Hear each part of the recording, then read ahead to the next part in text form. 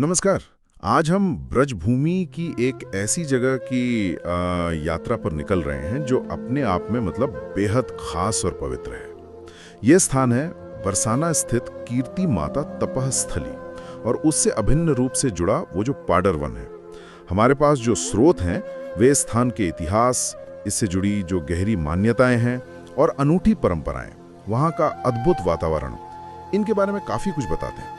तो आज हमारी कोशिश रहेगी कि इन स्रोतों की मदद से इस जगह के महत्व को परत दर परत समझें और जानें कि क्या चीज़ इसे इतना विशेष बनाती है। तो चलिए इसकी पड़ताल शुरू करते हैं। अच्छा, सबसे पहले ये जानना ज़रूरी है कि यह स्थान मुख्य रूप से महारानी कीर्ति से जुड़ा हुआ है। जैसा कि नाम से ही जाहिर है, तपस्थली। यहाँ उन्होंने एक आप कह सकते हैं कठोर साधना की थी। क्यों? अपनी प्रिय पुत्री श्री राधा जी की प्राप्ति के लिए। यानी ये स्थान मातृत्व की आकांक्षा और तपस्या से सीधे जुड़ा है। और ये पूरा क्षेत्र, जैसा मैंने कहा, पाडर वन का हिस्सा है। कोई साधारण जंगल नहीं, बल्कि ब्रज के प्रमुख वनों में से एक। हाँ बिल्कुल, पाडर वन का संदर्भ यहाँ बहुत मायने रखता है। ये ब्रज के प्राचीन 24 मुख्य वनों में शामिल है, जो इसके धार्मिक और ऐतिहासिक महत्व को रेखांकित करता है। स्रोतों में इसका नामकरण भी बड़ा रोचक बताया गया है। वैसे कहते हैं यहाँ पाडर नाम के फूल, जिन्हें हम आमतौर पर कमल या पद्म कहते हैं, वो बहुतायत में खिलते थे। तो बस इसी वजह से इसका नाम पाडर वन पड़ गया। और मान्यता सिर्फ फूलों तक ही सीमित नहीं है। कहा जाता है कि स्वयं श्री राधा रानी अपनी अष्ट सखियों, मतलब उनकी 8 सबसे प्रिय और अंतरंग सहेलियां, उनके साथ यहाँ विहार करने, घूमने फिरने आया करती थीं। और ये भी कहा जाता है कि वे खुद यहाँ अपने हाथों से कमल के फूल चुनती थी। हो सकता है कृष्ण की पूजा के लिए या शायद अपने श्रृंगार के लिए। स्रोतों में एक और बात का जिक्र मिलता है कि प्राचीन काल में इस वन को पावड़ी भी कहा जाता था और संभवतः इसी से समय के साथ पाडर नाम विकसित हुआ होगा। अच्छा, कमल के फूलों से वन का नाम पड़ना और श्री राधा का अपनी सबसे करीबी सखियों के साथ यहाँ आना, फूल चुनना, ये कल्पना ही मन को मोह लेती है। ये उस समय के प्राकृतिक सौंदर्य और लीलाओं की एक झलक सा देता है। और आपने श्री राधा द्वारा पूजा का जिक्र किया, तो यहीं से जुड़ी एक बहुत ही खास और सुंदर परंपरा का भी पता चलता है, वो सांझी उत्सव। स्रोतों के अनुसार श्री राधा रानी स्वयं फूलों और मतलब प्राकृतिक रंगों से जमीन पर कलाकृतियां बनाती थीं, जिन्हें सांझी कहा जाता था। और इस सांझी के माध्यम से वे श्री कृष्ण की आराधना करती थीं। ये तो कला, भक्ति और प्रकृति का क्या अद्भुत संगम लगता है। हाँ, सांझी ब्रज की एक बहुत पुरानी और महत्वपूर्ण लोक कला है, जो मुख्य रूप से कन्याओं और गोपियों द्वारा श्री कृष्ण के प्रति प्रेम और भक्ति दर्शाने के लिए की जाती थी। ये प्रायः पितृ पक्ष में मनाई जाती है। इस कला का इस तपस्थली से जुड़ना इसे और भी गहरा अर्थ देता है। बिल्कुल। और इसी सांझी से जुड़ा एक बड़ा ही मनमोहक किस्सा भी स्रोतों में मिलता है। कहते हैं एक बार श्री कृष्ण स्वयं एक ज्योतिष पंडित का वेश धारण करके यहाँ आ पहुंचे। राधा रानी और उनकी सखियां उस समय सांझी बना रही थीं। जब उन्होंने पंडित वेशधारी कृष्ण से भविष्य पूछा, तो कृष्ण ने बड़े रहस्यमयी ढंग से उत्तर दिए। अंततः राधा जी ने उन्हें पहचान लिया और फिर उसी फूलों की सांझी को अर्पित करके उनकी पूजा की। ये लीला इस स्थान की प्रेम भक्ति की भावना को जैसे और बढ़ा देती है। वाह, क्या बात है। पंडित वेश में श्री कृष्ण और फूलों की सांझी से पूजा, ये कहानी तो इस जगह की रूहानियत को महसूस कराती है। तो ये सांझी परंपरा क्या आज भी वहाँ किसी रूप में जीवित है? कुछ पता है इस बारे में? हाँ, देखिए, ब्रज के कई मंदिरों में, खासकर राधा कृष्ण से जुड़े स्थलों पर सांझी उत्सव आज भी मनाया जाता है। हालांकि उसका स्वरूप समय के साथ शायद कुछ बदला होगा, पर इस स्थान की जो मूल भावना है, यानी फूलों से आराध्य की पूजा, वो आज भी यहाँ महसूस की जा सकती है। अब अगर हम तपस्थली के परिसर में थोड़ा और अंदर चलें, तो मंदिर से सटा हुआ एक क्षेत्र है जिसे खेलन वन कहते हैं। खेलन वन मतलब खेलने का स्थान? बिल्कुल सही समझा आपने। नाम के पीछे की कहानी भी यही है। मान्यता है कि बाल रूप में श्री राधा अपनी सखियों के साथ और किशोर कृष्ण अपने ग्वाल बाल सखाओं के साथ यहाँ खेलने आया करते थे। तरह तरह के खेल, हंसी ठिठोली, मान मनुहार, ये सब यहाँ की लीलाओं का हिस्सा माना जाता है। इसीलिए इसे खेलन वन कहा गया है। और यहाँ की एक और बहुत आकर्षित करने वाली बात है, इस खेलन वन में आज भी एक प्राचीन झूला मौजूद है और लोक मान्यता इतनी प्रबल है कि लोग मानते हैं कि श्री राधा और श्री कृष्ण इसी झूले पर साथ साथ झूलते थे। ये सिर्फ एक झूला नहीं, बल्कि उस युग की जीवंतता, उल्लास और प्रेम का प्रतीक बन गया है एक तरह से। इसे देखकर भक्तों को ऐसा महसूस होता है मानो वे सीधे उस लीला काल में पहुंच गए हों। खिलन वन, वो झूला, ये सब सुनकर वाकई ऐसा लगता है जैसे इतिहास और आस्था वहां के कण-कण में रचे बसे हैं। लेकिन यह मूल रूप से कीर्ति माता की तपस्थली है। तो उस तप से जुड़े और कौन-कौन से प्रमुख स्थल इस परिसर में मौजूद हैं? हाँ, तो तपस्थली के केंद्र में तो माता कीर्ति का मंदिर है ही, लेकिन उसके आसपास भी कई महत्वपूर्ण स्थल हैं जिनका जिक्र मिलता है। जी, जैसे तपस्थली के पास ही एक बहुत सुंदर कुंड स्थित है।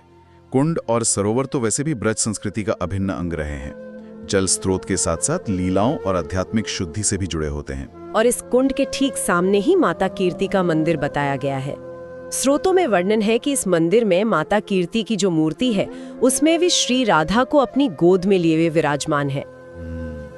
ये दृश्य, एक माँ जिसने तपस्या से पुत्री को पाया और उसे गोद में लिए बैठी है, ये तो भक्तों के लिए कितना गहरा और भावुक अनुभव होता होगा। ये मातृत्व और वात्सल्य का चरम दर्शाता है सही में। निश्चित रूप से यह मूर्ति उस तपस्या की सफलता और उसके फल का प्रतीक है। और इस मुख्य मंदिर के अलावा परिसर में और भी देवस्थान है। पास में ही एक प्राचीन शिव मंदिर होने का भी उल्लेख है। अक्सर देखा जाता है कि वैष्णव स्थलों पर शिव की उपस्थिति भी महत्वपूर्ण मानी जाती है, जो शैव और वैष्णव परंपराओं के समन्वय को दिखाता है। साथ ही एक हनुमान जी का मंदिर भी यहीं स्थित बताया गया है। हनुमान जी को भक्ति और सेवा का प्रतीक माना जाता है, तो उनकी उपस्थिति भी यहाँ के आध्यात्मिक वातावरण को पूर्णता देती है। अच्छा, यानी ये सिर्फ राधा कृष्ण या कीर्ति माता था कि सीमित नहीं, बल्कि एक छोटा सा आध्यात्मिक परिक्षेत्र है जहाँ शिव और हनुमान भी विराजमान हैं। ये वाकई दिलचस्प है। लेकिन इन मंदिरों और कुंड के अलावा कुछ ऐसी बातें भी हैं जो इस जगह को थोड़ा रहस्यमयी और क्या कहेंगे, अलौकिक बनाती हैं, है ना? मेरा इशारा उन आवाजों की तरफ है जिनका जिक्र स्रोतों में है। हाँ, ये एक पहलू है जो इस स्थान को लेकर भक्तों की आस्था को और गहरा करता है। स्रोतों में स्थानीय पुजारियों और सेवकों के हवाले से ये बात कही गई है कि आज भी रात के समय जब सब एकदम शांत हो जाता है, तो वहाँ पायल की रुंझुन और बांसुरी की मधुर धुन जैसी आवाजें सुनाई देती हैं। अब इसे कोई प्रत्यक्ष प्रमाण माने या ना माने, लेकिन ये मान्यता पीढ़ी दर पीढ़ी चली आ रही है। ये इस विश्वास को दर्शाती है कि श्री राधा कृष्ण की दिव्य लीलाएं आज भी उस स्थान पर सूक्ष्म रूप में घटित होती हैं। ये सिर्फ कहानियों की बात नहीं, बल्कि कुछ लोगों के लिए ये एक जीवंत अनुभव है जो इस स्थान के जागृत होने का प्रमाण माना जाता है। ये चीज हमें सोचने पर मजबूर करती है कि आस्था और अनुभव कैसे एक दूसरे में घुल मिल जाते हैं। रात के सन्नाटे में पायल की छमछम और बांसुरी की तान, ये कल्पना ही रोमांचक है और शायद इसी दिव्य और रहस्यमय माहौल को और खूबसूरत बनाता है वहाँ का प्राकृतिक परिवेश। बताया गया है कि ये पूरा क्षेत्र घने और मनमोहक पेड़ों से घिरा हुआ है। पेड़ों के बारे में भी एक खास मान्यता का जिक्र है। कहा जाता है कि ये पेड़ साधारण पेड़ नहीं, बल्कि राधा कृष्ण युग के हैं और वे एक दूसरे से इस तरह लिपटे हुए हैं मानो स्वयं श्यामा श्याम, यानी राधा कृष्ण ही आलिंगनबद्ध हों। ये प्रकृति में भी ईश्वर की लीला देखने का एक बहुत सुंदर उदाहरण है। बिल्कुल, ब्रज के वर्णन में प्रकृति हमेशा एक सक्रिय भागीदार रही है। पेड़, लताएं, पशु पक्षी, ये सब लीला के साक्षी ही नहीं, बल्कि उसका हिस्सा माने जाते हैं। पेड़ों का इस तरह लिपटे होना प्रेम और एकात्मता का प्रतीक है, जो राधा कृष्ण के संबंध का मूल तत्व है। स्रोतों में ये भी बताया गया है कि यहाँ तरह तरह के रंग बिरंगे पक्षी चहचहाते हैं और मोर अक्सर अपने पंख फैलाए नाचते हुए दिख जाते हैं। ये सब मिलकर उस जगह के वातावरण को बेहद शांत, पवित्र और सुरम्य बनाते हैं। हाँ, ये प्राकृतिक सुंदरता उस दिव्य अनुभव को और बढ़ाती होगी। लेकिन यहाँ सिर्फ वयस्क लीलाएं ही नहीं, बाल लीलाओं से जुड़े भी कुछ संकेत मिलते हैं। जैसे कि ये गुफा का जिक्र है। हाँ, ये एक और अनोखी बात है इस स्थान के बारे में। यहाँ एक छोटी सी गुफा बताई जाती है जिसके बारे में कहा जाता है कि वहाँ बाल स्वरूप श्री राधा के खिलौने आज भी सुरक्षित रखे हैं। अब ये खिलौने प्रतीकात्मक हैं या वास्तविक, ये तो खैर शोध का विषय हो सकता है, लेकिन भक्तों के लिए इसका महत्व बहुत बड़ा है। भक्तजन, विशेषकर जो राधा जी को अपनी बेटी या सखी मानते हैं, वे इस गुफा में जाकर उन खिलौनों के साथ ऐसे खेलते हैं जैसे मानो नन्ही राधा सचमुच वहां मौजूद हो। वे उन्हें दुलारते हैं, लाड़ लड़ाते हैं। ये भक्ति का एक बहुत ही वात्सल्यपूर्ण और निजी पहलू है, जहां भक्त और भगवान के बीच एक बहुत करीबी रिश्ता स्थापित होता है। ये दिखाता है कि भक्ति के कितने विविध रूप हो सकते हैं। बाल राधा के खिलौने और भक्तों का उनसे खेलना, ये तो सच में बहुत ही प्यारा और अनूठा है। ये इस जगह को सिर्फ तप, विहार या प्रकृति तक ही सीमित नहीं रखता, बल्कि इसे बाल सुलभ मासूमियत से भी जोड़ देता है। अच्छा, और लीलाओं की बात करें तो रास लीला का भी जिक्र आता है। हाँ, बिल्कुल। तपस्थली के मध्य भाग में एक स्थान को रासस्थली के रूप में चिन्हित किया गया है, और यहाँ भी वही प्रबल मान्यता है जो रात में सुनाई देने वाली आवाजों से जुड़ती है। माना जाता है कि आज भी रात्रि में अदृश्य रूप में श्री श्याम यानी राधा कृष्ण अपनी सखियों के साथ यहाँ महारास रचाते हैं। रासलीला, जो कि दिव्य प्रेम और आनंद का सामूहिक नृत्य है, उसे इस स्थान का चरमोत्कर्ष माना जा सकता है। तो रात में सुनाई देने वाली पायल और बांसुरी की आवाजें शायद इसी रासलीला का संकेत मानी जाती होंगी। बहुत संभव है। भक्तों के लिए ये ध्वनियां उस नित्य चल रही दिव्य रासलीला की ही प्रतिध्वनि है, ऐसा वो मानते हैं। और इसी परिसर में पाडर वन के भीतर एक और महत्वपूर्ण जल स्रोत का उल्लेख है, कमल कुंड। जैसा कि हमने शुरू में बात की थी कि पाडर वन का नाम कमल के फूलों पर पड़ा, ये कमल कुंड उसी से जुड़ा है। मान्यता है कि इसी कुंड में खिलने वाले सुंदर कमल के पुष्प श्री राधा रानी की पूजा और सेवा में अर्पित किए जाते थे। ये कुंड न सिर्फ जल का स्रोत है, बल्कि ये उस पूरी कथा को जोड़ता है। पाडर वन, कमल के फूल, राधा जी का विहार और उनकी पूजा, सब कुछ एक सूत्र में बंधा नजर आता है ना? हाँ बिल्कुल। तो अगर हम पूरी तस्वीर को एक साथ देखें तो कीर्ति माता तपस्थली बरसाना के पाडर वन में खेलन वन के पास स्थित एक कह सकते हैं बहुआयामी स्थल है। यहाँ माँ की तपस्या है, बेटी का जन्म है, किशोर प्रेम का विहार है, बालपन के खेल हैं, प्रकृति का अद्भुत सौंदर्य है, लोक कला यानी सांजी है, दिव्य संगीत की अनुगूंज है और महारास का परमानंद भी। ये तो जैसे आस्था और लीलाओं का एक पूरा पारिस्थितिकी तंत्र, एक इकोसिस्टम है। आपने बहुत सही शब्द इस्तेमाल किया, पारिस्थितिकी तंत्र। ये सिर्फ अलग अलग मान्यताओं का जोड़ नहीं है, बल्कि ये सब एक दूसरे से जुड़ी हुई हैं और मिलकर इस स्थान को वो ऊर्जा और महत्व देती हैं जो आज भी महसूस किया जाता है। यहाँ मातृत्व की तपस्या कीर्ति माता और दिव्य प्रेम लीला राधा कृष्ण एक ही भूमि पर न केवल सह अस्तित्व में है, बल्कि ऐसा लगता है जैसे एक दूसरे को पूर्ण करते हैं। ये संयोजन इसे ब्रज के अन्य लीला स्थलों के बीच एक खास पहचान देता है।